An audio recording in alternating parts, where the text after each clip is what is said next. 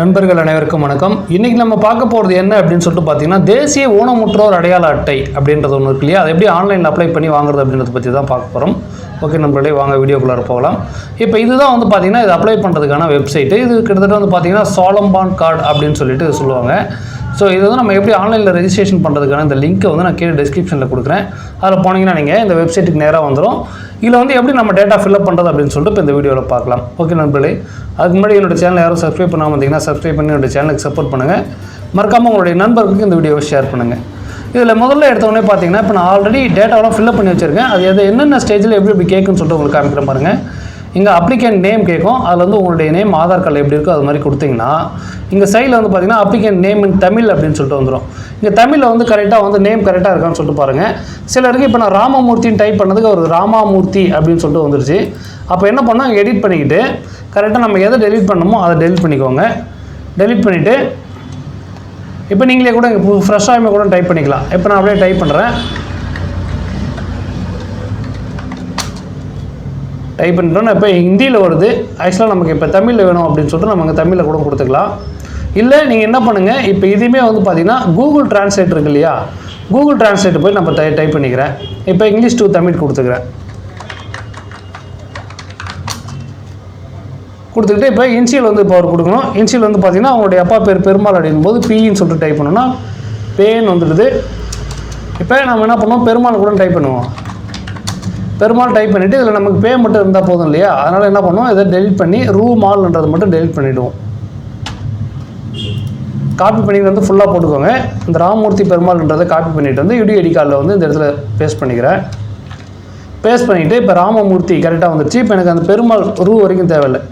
இப்போ இது மாதிரி வச்சுக்கிறேன். இப்போ இது மாதிரி வச்சுக்கலாம். நீங்கள் வச்சுக்கிட்டு இப்போ அடுத்தது கீழே வந்து ஸ்க்ரால் பண்ணிங்கன்னா அடுத்தது உங்களுடைய மொபைல் நம்பர் என்ட்ரி பண்ண சொல்லி கேட்கும். மொபைல் நம்பர் வந்து என்ட்ரி பண்ணலாம். நெக்ஸ்ட் வந்து பார்த்தீங்கன்னா உங்களுடைய இமெயில் ஐடி வந்து கேட்கும். அது கம்பல்சரி கிடையாது, நீங்கள் கொடுத்தாலும் கொடுக்கலாம்னு விட்டுடலாம். அடுத்தது உங்களுடைய டேட் ஆஃப் பர்த் ஆதார் கார்டில் எப்படி இருக்கோ அதே மாதிரி டைப் பண்ணிக்கோங்க. நெக்ஸ்ட் உங்களுடைய ஜெண்டர் வந்து கேட்கும், ஆனா பெண்ணான்னு சொல்லிட்டு கேட்கும். அது மேல் ஃபீமேல் டிரான்ஸ்ஜெண்டர்ன்றதை கொடுத்துக்கோங்க.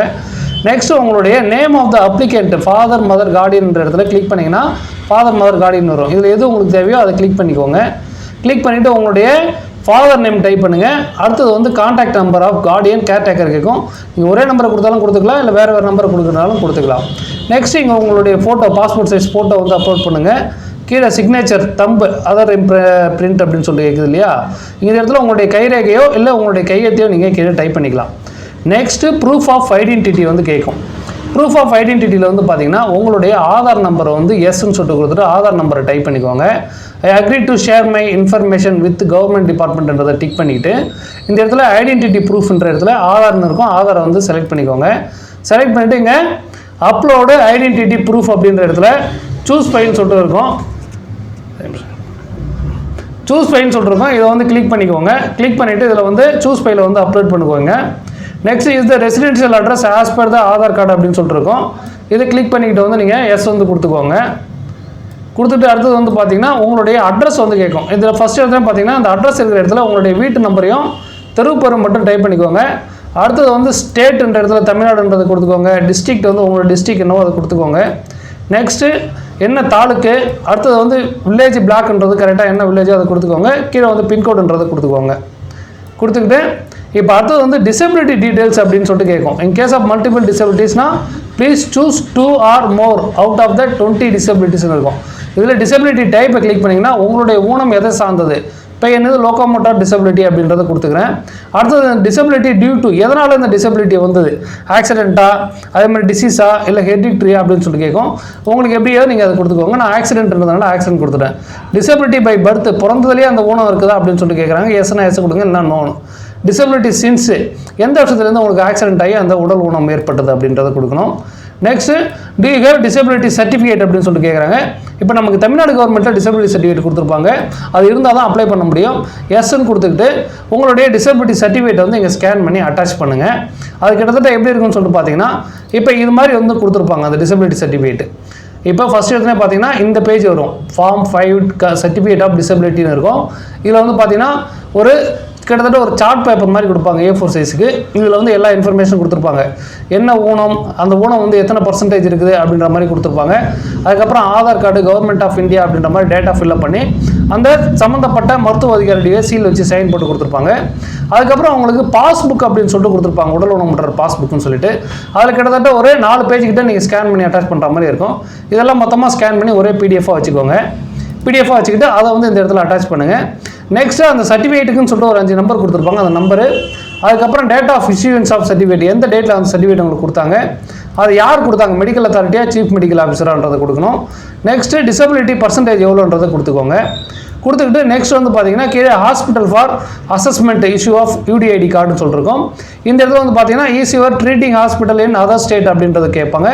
அதர் ஸ்டேட்ன்றது நோன்னு சொல்லிட்டு கொடுத்துக்கிட்டு கீழே எந்த ஹாஸ்பிட்டல் வந்து கிளிக் பண்ணிங்க, எந்த ஹாஸ்பிட்டல்னு சொல்லிட்டு கேட்கும். அதில் கிட்டத்தட்ட நம்ம அந்த டிஸ்ட்ரிக்ட்னு செலக்ட் பண்ணதுனால அந்த டிஸ்ட்ரிக்ட்டில் இருக்கிற குறிப்பிட்ட ஹாஸ்பிட்டல்ஸ் வந்து காமிக்கும்.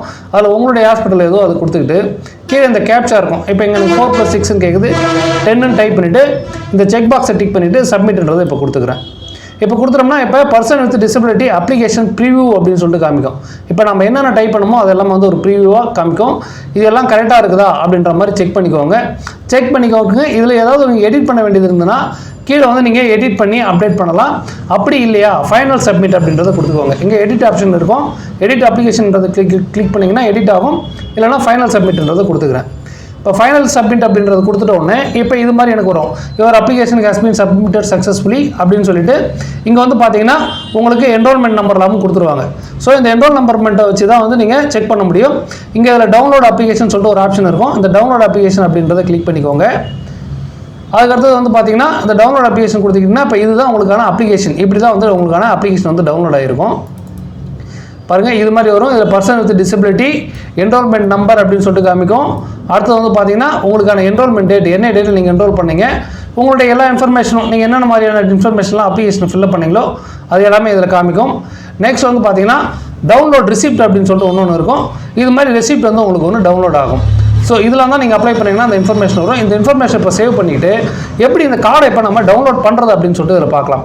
இப்போ இதில் வந்து பார்த்தீங்கன்னா இதுதான் வந்து ட்ராக் யுவர் அப்ளிகேஷன் அப்படின்னு சொல்லிட்டு பாருங்கள். இது கிளிக் பண்ணிங்கன்னா உங்களுக்கு இது மாதிரி ஒரு இன்ஃபர்மேஷன் வரும்.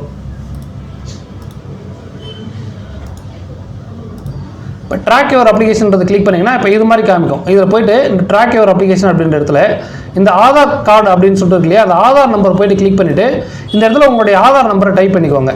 டைப் பண்ணிவிட்டு இப்போ சப்மிட் சொல்லிட்டு கொடுத்துட்டிங்கன்னா இப்போ இது மாதிரி ஒரு இன்ஃபர்மேஷன் வரும். இந்த இன்ஃபர்மேஷன் வந்து பார்த்தீங்கன்னா ஆல்ரெடி வந்து இது மாதிரி வரும். இது வந்து பார்த்தீங்கன்னா இப்போ நம்ம டைப் பண்ணவங்களுடைய என்ன பேர் வந்து நம்ம கொடுத்தோமோ அவங்களுடைய பேர் காமிக்கும்.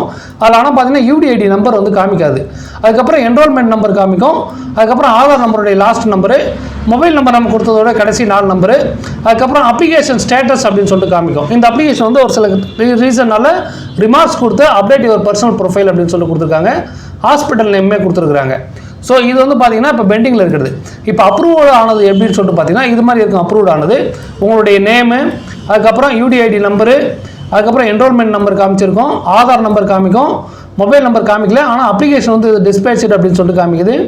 கவர்மெண்ட்டு ஹாஸ்பிட்டல் நேம், எந்த ஹாஸ்பிட்டலையும் வந்து எங்களுக்கு அப்ரூவ் பண்ணி கொடுத்துருக்குறாங்க அப்படின்ற மாதிரி இது மாதிரி எல்லா இன்ஃபர்மேஷனுமே அதை காமிச்சிடும். இப்போ அடுத்ததாக வந்து இதில் பார்த்தீங்கன்னா இப்போ எப்படி நமக்கு ஆன்லைன் கூட நம்ம பண்ணி போகிறது அப்படின்னு சொல்லிட்டு பார்த்தீங்கன்னா இப்போ இதிலே வந்து பார்த்தீங்கன்னா இந்த இடத்துல இருக்கு பாருங்க, இங்கே வந்து PWD லாகின் அப்படின்னு சொல்லிட்டு பாருங்க. இந்த PWD லாகின் அப்படின்றத கிளிக் பண்ணிங்கன்னா இப்போ அது மாதிரி உங்களுக்கு ஒரு பேஜ் ஒன்று வரும். இந்த பேஜில் போய்ட்டு உங்களுடைய அந்த என்ரோல்மெண்ட் நம்பர் இருக்குது பாருங்கள், அதை இங்கே காப்பி பண்ணி போட்டு உங்களுடைய டேட் ஆஃப் பர்த் என்னவோ அந்த டேட் ஆஃப் பர்த் இங்கே கொடுத்துட்டு கீழே இந்த கேப்சாவை டைப் பண்ணிங்கன்னா உங்களுக்கு இது மாதிரி பேஜ் வந்து லாகின் ஆகிடும். இதுதான் வந்து பார்த்தீங்கன்னா இப்போ உங்களுடைய ஃபோட்டோவோட உள்ளே வந்து காமிக்கும். இதில் உங்களுடைய UDID நம்பர், உங்களுடைய UDID ஜென்ரேஷன் டேட், என்ன டேட்டில் உங்களுக்கு கார்டு ஜென்ரேட் ஆச்சு, உங்களுடைய நேம் ஆஃப் த அப்ளிகண்ட், என்ன நேமு, என்ன ஜெண்டர் அப்படின்றதெல்லாம் காமிக்கும். இதில் போய்ட்டு இப்போ நீங்கள் முக்கியமான இதில் டவுன்லோட் பண்ணுறது என்னன்னு சொல்லிட்டு பார்த்தீங்கன்னா download your disability card certificate, next download your UDID கார்டுன்னு சொல்லிட்டு இருக்கும். இப்போ இதெல்லாம் வந்து பார்த்தீங்கன்னா டிசபிலிட்டி சர்டிஃபிகேட், இதுதான் சென்ட்ரல் கவர்மெண்ட்டில் கொடுக்குற டிசபிலிட்டி சர்டிஃபிகேட்டு. இதுதான் வந்து பார்த்தீங்கன்னா இப்போ ஆன்லைன் மூலிமா நம்ம டவுன்லோட் பண்ணதில் வரும். நெக்ஸ்ட் UDID கார்டு அப்படின்றது யூனிக் டிசபிலிட்டி UDID கார்டு. இதுதான் வந்து மெயினாக வந்து எல்லா இதுலேயுமே கேட்பாங்க. இதுதான் இந்த கார்டை வந்து நம்ம டவுன்லோட் பண்ணிக்கிட்டோம்னா இதை வச்சு தான் நீங்கள் வந்து பார்த்தீங்கன்னா தமிழ்நாடு அரசில் நீங்கள் வந்து பார்த்தீங்கன்னா ஊனமுற்றோருக்கான விண்ணப்பத்துக்கு வந்து நீங்கள் அப்ளை பண்ண முடியும். அதாவது ஊனமுற்றோருக்கான உதவித்தொகைக்கு. ஓகே நண்பர்களே, இப்படி தான் நீங்கள் unique disability ID card central கவர்மெண்ட்டுடைய ஊனமுற்றோர் தேசிய அடையாள அட்டையை நீங்கள் டவுன்லோட் பண்ணலாம். இதில் ஏதாவது உங்களுக்கு டவுட்ஸ் இருந்தால் நீங்கள் கீழே இருக்கிற கமெண்ட் செக்ஷனில் கமெண்ட் பண்ணுங்கள். நான் உங்களுக்கு அதுக்கான டவுட்ஸை உடனே கிளியர் பண்ணுறதுக்கு ட்ரை பண்ணுறேன். தேங்க்யூ நண்பர்களே. தேங்க்யூ ஃபார் வாட்சிங் திஸ் வீடியோ.